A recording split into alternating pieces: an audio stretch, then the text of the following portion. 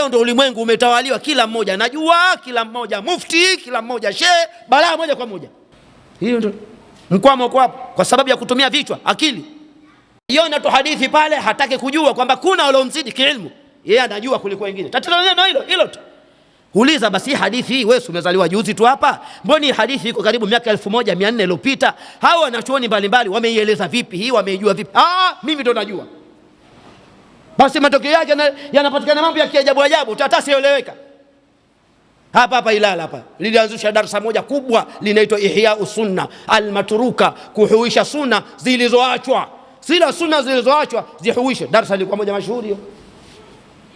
Sasa miongoni mwa sunna iliyokuwa ikipigwa debe, masaa 2.5 inazungumziwa sunna iliyoachwa, kwamba imekuja hadithi anna Rasulullah sallallahu alaihi wasallam bala qaima, mtume alikojua wima, na sunna hii imeachwa, kwa hiyo tuhuishe.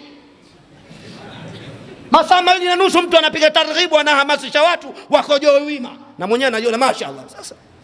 Sasa mimi nasema yeye mwenyewe tunaona ile fikra tu hakuna. Mimi nasema hakuna kama ndo sunna, basi sunna ambayo muhya iko hai kabisa, alafu mushtaraka imeshirikiana kati ya walevi na waislamu na makafiri, wote wanakojoa wima. Kuta zetu zote zimeharibika kwa mikojo huko. Sasa wanasema vipi imeachwa sunna hii? Sunna imeachwa hii. Mabarabara yote, kuta zote, njia za barabarani, hizo kuta za barabarani mikojo mitupu. Sasa vipi unasema matruka? Imeachwa. Alafu ikitajwa sunna, maana tendo la Mtume sallallahu alaihi wasallam linashirika wote, wanawake na wanaume. Haya, mwanamume ndo atakojoa na mwanamke anafanyaje? Mbuzi au shekhe wangu? Basi mambo ya kiajabu shekhe wangu. Imethibiti hadithi, Mtume sallallahu alaihi wasallam aliswali na viatu, kwa hiyo na sisi tuingie na viatu msikitini. Haya, habari hizo nyingine. Toka chooni na mibuti yako ngola msikiti au zizi la ng'ombe tena hilo shekhe wangu. Basi hivi ni mradi kwa hadithi basi.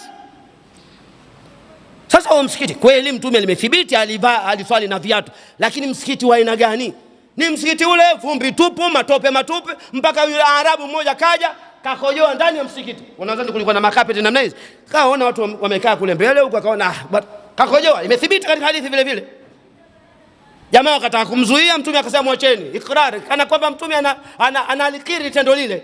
Basi na hivyo kwa ajili ya kuhuisha sunna hiyo vile vile atokee shehe mmoja akojoe, sisi tumwangalie tuhuishe sina. Msikiti wenyewe ulikuwa katika hali kama hiyo. Hicho kibatali kimekuja kuwashwa katika msikiti wa Mtume baada ya miaka 9, Tamimu Dari.